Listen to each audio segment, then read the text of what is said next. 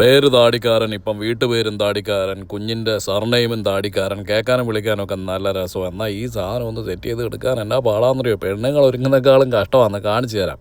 ആദ്യം തന്നെ ഡ്രയർ എടുത്തേച്ച് കുളിച്ചിട്ട് വന്നിട്ടാന്ന് കേട്ടോ, ചൂടില്ലാതെ മൊത്തം അടിച്ച് ഒരു തരി വെള്ളം അകത്തെങ്ങും ഇല്ലാതെ ഉണക്കി നല്ല മെനയാക്കി എടുക്കണം.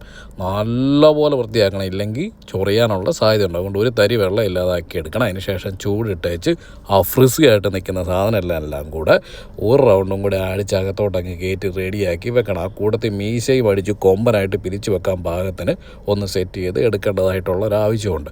അതിനുശേഷം ഒരു ജീപ്പ് എടുത്തേച്ച് ജിഗി ജിഗി ജിഗി ജിഗി കീറ് കൃത്യം എല്ലാത്തിൻ്റെ അറ്റം ഒരേ നിലയിൽ വരുന്ന രീതിയിൽ അടിയും മേളും സൈഡും എല്ലാം ചീകി എടുക്കണം. അതിന് ശേഷം നമ്മുടെ തയ്ക്കുന്ന നൂലില്ലയോ, സാധാ തയ്ക്കുന്ന നൂല് കറുത്തോ ഗ്രേയോ ഏതെങ്കിലും എടുത്തേച്ച് അത് രണ്ടായിട്ട് മടക്കി വെക്കുക. ശേഷം താടി ഇങ്ങനെ പിടിച്ച് അറ്റം മടക്കി അകത്തോട്ട് വെച്ചേച്ച് അവത്തെ വട്ടം വട്ടം വട്ടം ചുറ്റി ഒരു 6-7 റൗണ്ട് ചുറ്റിയതിന് ശേഷം കെട്ടി, താലി കെട്ടുന്നതിനേക്കാളും കഷ്ടപ്പെട്ട് കെട്ടി മെനയാക്കി അവസാനം അതിൻ്റെ ആ നൂങ്ങിക്കിടക്കുന്ന അറ്റവും കൂടെ കട്ട് ചെയ്തെടുക്കണം. ഇനി അതിൻ്റെ ആ തുമ്പ് പിടിച്ച് അകത്തോട്ട് കുത്തിക്കയറ്റി പുറത്തോട്ട് കാണാത്ത രീതിയിലാക്കണം.